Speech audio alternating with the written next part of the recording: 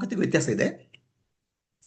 ಭಾವನೆ ಅಂದ್ರೆ ಅರಿವಾಗುವುದು, ಭಾವುಕತೆ ಅಂದ್ರೆ ಕಾಮ, ಕ್ರೋಧ, ಮದ, ಮತ್ಸರ, ಮೋಹ, ಲೋಭ, ಇದಕ್ಕೆ ಭಾವುಕತೆ ಅಂತ ಹೇಳೋದು. ಭಾವನೆಗೆ ಫೀಲಿಂಗ್ಸ್ ಅಂತ ಹೇಳ್ತೇವೆ, ಭಾವುಕತೆಗೆ ಎಮೋಷನ್ಸ್ ಹೇಳ್ತೇವೆ. ನಮ್ಗೆ ಬೇರೆ ಬೇರೆ ಭಾವುಕತೆ ಬರ್ತದೆ. ಕಾಮ, ಕ್ರೋಧ, ಮದ, ಮತ್ಸರ, ಮೋಹ, ಲೋಭ, ಪ್ರೇಮ, ಬೇರೆ ಬೇರೆ ರೀತಿಯ ಭಾವುಕತೆ ಉಂಟಾಗ. ಭಾವುಕತೆಯಲ್ಲಿ ಎರಡು ರೀತಿ: ಭಯದಿಂದ ಹುಟ್ಟುವಂಥದ್ದು ಮತ್ತು ಪ್ರೇಮದಿಂದ ಹುಟ್ಟುವಂಥದ್ದು. Love based emotions, fear based emotions. Love based ಭಯದಿಂದ ಹುಟ್ಟುವಂತ ಎಮೋಷನ್ಸ್ ಏನು? ಕಾಮ, ಕ್ರೋಧ, ಮದ, ಮತ್ಸರ, ಮೋಹ, ಲೋಭ ಭಯದಿಂದ ಹುಟ್ಟುತ್ತದೆ. ಪ್ರೇಮದಿಂದ ಹುಟ್ಟುವುದೇನು? ಕಾರುಣ್ಯ, ಶಾಂತಿ. ಓಕೆ, ಇವೆಲ್ಲ ಪ್ರೇಮದಿಂದ ಹುಟ್ಟುವುದು. ಭಯದಿಂದ ಹುಟ್ಟುವುದು ಮತ್ತು ಪ್ರೇಮದಿಂದ ಹುಟ್ಟುವುದು ಎರಡು ವಿಧ. ಭಯದಿಂದ ಹುಟ್ಟುವುದಕ್ಕೆ ನಾವು ಆಸುರಿ ಪ್ರವೃತ್ತಿ ಅಂತ ಹೇಳ್ತೇವೆ. ಪ್ರೇಮದಿಂದ ಹುಟ್ಟುವುದಕ್ಕೆ ದೈವಿ ಪ್ರವೃತ್ತಿ ಅಂತ ಹೇಳ್ತೇವೆ. ಇದಕ್ಕೆ ಎರಡು ಶಕ್ತಿ ಕೊಡೋದು ಯಾರು? ಜಗದಂಬ, ಜಗನ್ಮಾತ. ಎರಡಕ್ಕೂ ಪ್ರೇರಣೆ ಯಾರು? ಜಗದಂಬ. ಒಬ್ಬ ಕಳ್ಳನಲ್ಲೂ ಆ ಶಕ್ತಿ ಬರ್ತದೆ, ಪೊಲೀಸ್ನಲ್ಲೂ ಶಕ್ತಿ ಬರ್ತದೆ. ಪೊಲೀಸ್ ಓಡಿಸ್ಕೊಂಡು ಹೋಗ್ತಾನೆ, ಅವನ ಶಕ್ತಿ ಇದೆ. ಕಳ್ಳ ಓಡಿ ಹೋಗ್ತಾನೆ, ಅದನ್ನು ಶಕ್ತಿ ಇದೆ, ಅದೇ ಶಕ್ತಿ ಇದೆ. ಒಂದು ಹುಲಿ ತಿನ್ಲಿಕ್ಕೆ ಬರ್ತದೆ, ಆಯ್ತಾ, ಅದಕ್ಕೆ ಅದೇ ಶಕ್ತಿ ಪ್ರೇರಣೆ ಕೊಡ್ತದೆ. ಜಿಂಕೆ ಓಡ್ತದೆ, ಅದೇ ಶಕ್ತಿ ಕೊಡ್ತದೆ. ಜಿಂಕೆಯಲ್ಲಿ ಭಯ ಬರ್ತದೆ. ಹುಲಿಯಲ್ಲಿ ನಾನು ಬದುಕಬೇಕು ಅನ್ನೋ ಶಕ್ತಿ ಕೊಡ್ತದೆ. ಎರಡಕ್ಕೂ ಶಕ್ತಿ ಒಂದೇ ಒಂದು ಶಕ್ತಿ, ಅದು ತಾಯಿ, ಜಗದಂಬೆ, ಜಗನ್ಮಾತೆ.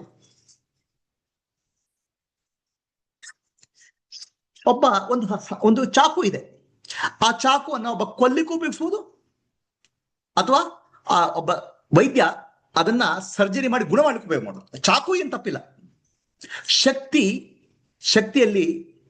ಶಕ್ತಿ ಎಲ್ಲರಿಗೂ ಒಂದೇ ರೀತಿ ಕೊಡ್ತದೆ. ಶಕ್ತಿ ತಾಯಿ ಒಬ್ಬ ಕಳ್ಳನಿಗೂ ಕೊಡ್ತದೆ, ಪೊಲೀಸನಿಗೂ ಕೊಡ್ತದೆ, ಒಬ್ಬ ಹುಲಿಗೂ ಕೊಡ್ತದೆ, ಜಿಂಕೆಗೂ ಕೊಡ್ತದೆ. ಆ ಶಕ್ತಿಯಲ್ಲಿ ಏನು ತೊಂದರೆ ಇಲ್ಲ, ಅದನ್ನು ಉಪಯೋಗ ಮಾಡೋ ರೀತಿಯಲ್ಲಿ ತೊಂದರೆ ಇದೆ. ಭಾವುಕತೆ ನಮ್ಮನ್ನು ಏನು ಕೆಲಸ ಮಾಡ್ಲಿಕ್ಕೆ ಪ್ರೇರಣೆ ಮಾಡೋದು, ಅಲ್ಲಿ ಶಕ್ತಿ ವ್ಯತ್ಯಾಸ ಇರುತ್ತೆ. ಭಾವುಕತೆ ದೈವಿ ಶಕ್ತಿಯಾಗಿ ಒಳ್ಳೆ ಕೆಲಸ ಆಗ್ಬೋದು, ಅಥವಾ ಆಸರಿ ಶಕ್ತಿಯಾಗಿ ಕೆಟ್ಟ ಕೆಲಸ ಆಗ್ಬೋದು. ಭಾವುಕತೆಯಲ್ಲಿ ತೊಂದರೆ ಇಲ್ಲ. ಭಾವನೆಗಳು ಅಥವಾ ಎಮೋಷನ್ಸ್ ಎಲ್ರಿಗೂ ಬೇಕು. ಭಾವನೆ ಇದ್ರೆ ಮನುಷ್ಯ, ಇದ್ರೆ ಅವನು ಕಲ್ಲು, ಅವನು ಜಡ ಅಲ್ಲ. ಹಾಗಿದ್ರೆ ಸಿಟ್ಟು ಯಾವ್ದು ಕೆಲಸ ಮಾಡ್ತದೆ? ಕ್ರೋಧ ನನ್ನ ಕೈಲಿ ಆಗಲ್ಲಪ್ಪ, ಇದು ಏನು, ಇದು ನಾನು ಹೇಳಿದ್ರೆ ಆಗ್ತಾ ಇಲ್ಲ ಕೆಲಸ. ಹೌದು, ಅದು ಕ್ರೋಧ, ಅದು ಶಕ್ತಿ, ದೈವಿ ಶಕ್ತಿ, ಜಗನ್ಮಾತೆ, ಆಯ್ತಾ. ಆದ್ರೆ ಆ ಕ್ರೋಧದಿಂದ ನೀವು ಏನ್ ಮಾಡ್ತೀವಿ, ಅದು ದೈವಿ ಶಕ್ತಿಯಾಗಿ ಚಾಲನೆ ಆಗ್ಬೋದು ಅಥವಾ ಆಸುರಿ ಆಗ್ಬೋದು. ಆ ಕ್ರೋಧ ಏನಾರ ಮಾಡ್ಬಿಟ್ರೆ ಅದು ಆಸುರಿ. ಮಾಡಬಾರ್ದು ಮಾಡಿದ್ರೆ ಸಿಟ್ಟಿಂದ, ಅದಕ್ಕೆ ರಿಯಾಕ್ಷನ್ಸ್ ಹೇಳ್ತೇವೆ. ಸರಿಯಾದ ಆಕ್ಷನ್ ತಗೊಂಡ್ರೆ ಅದೇ ದೈವಿ ಶಕ್ತಿ. ಆಕ್ಷನ್ ಅಥವಾ ರಿಯಾಕ್ಷನ್.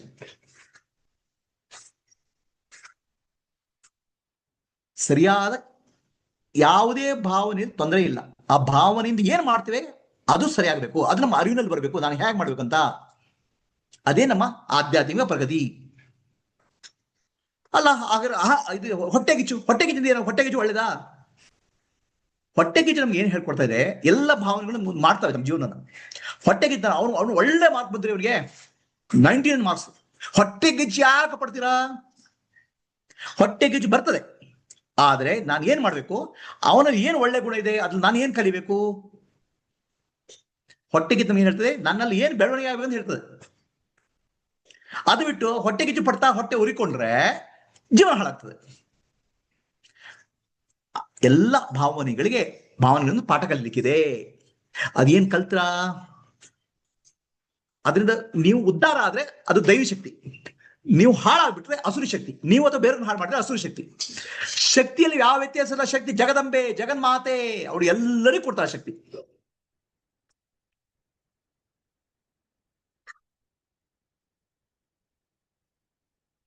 ಏನೋ ಪ್ರಶ್ನೆ ಇದೆಯೇನಪ್ಪ ಕನ್ನಡದಲ್ಲಿ? ಭಾವುಕತೆ, ಇದಕ್ಕೆ ಭಾವನೆ ಅಲ್ಲ, ಭಾವುಕತೆ, ಎಮೋಷನ್ಸ್.